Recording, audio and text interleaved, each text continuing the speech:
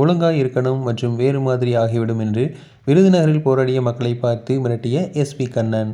பட்டாசு ஆலை விபத்தில் உயிரிழந்தவர்களின் குடும்பத்தினருக்கு கூடுதல் நிவாரண தொகை கேட்டு போராடியவர்களை பார்த்து மாவட்ட எஸ்பி கண்ணன் மிரட்டும் தோணியில் பேசியிருப்பது சர்ச்சையாக இருக்கிறது.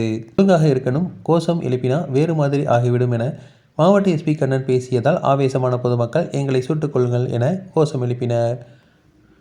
விருதுநகர் மாவட்டம் சிவகாசி அருகே சின்னக்காம்பட்டியில் கமல்குமார் என்பவருக்கு சொந்தமான கோகுலேஷ் பட்டாசு ஆலை உள்ளது. இந்த ஆலையில் 40க்கும் மேற்பட்ட அறைகள் உள்ளன. நேற்று தொழிலாளர்கள் பட்டாசு உற்பத்தியில் ஈடுபட்டிருந்த போது காலை 8:45 மணியளவில் பயங்கர வெடி விபத்து ஏற்பட்டது. இந்த விபத்தில் அருகே இருந்த 8 அறைகள் தீப்பிடித்து தரமட்டமாகின.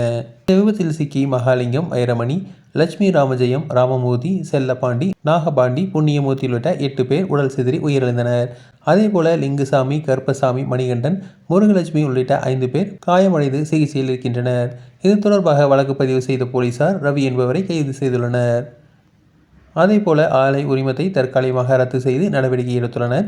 இந்த பட்டாசு ஆலை விபத்தில் உயிரிழந்தவர்களுக்கு 4 லட்சம் ரூபாய் நிவாரணம் தமிழக அரசு சார்பாக அறிவிக்கப்பட்டுள்ளது. இந்த நிலையில் பட்டாசு ஆலை விபத்தில் சிக்கியவர்களின் உடல்கள் பெற்று கொள்ளாமல் உறவினர்கள் மற்றும் CITU சங்கத்தினர் போராட்டத்தில் ஈடுபட்டனர். பட்டாசு ஆலை விபத்தில் உயிரிழந்தவர்களுக்கு 10 லட்சம் ரூபாய் ஆலை உரிமையாளரிடமிருந்து பெற்றுக் கொடுக்க வேண்டும் என போராட்டத்தில் ஈடுபட்டனர். விருதுநகர் அரசு மருத்துவமனை முன்பு சாலை மறியலிலும் ஈடுபட்டனர். இந்த விவகாரம் பெரிதாக மாறிய நிலையில் போராட்டத்தில் ஈடுபட்டவர்களிடம் மாவட்ட எஸ்பி கண்ணன் பேச்சுவார்த்தை நடத்தினார்.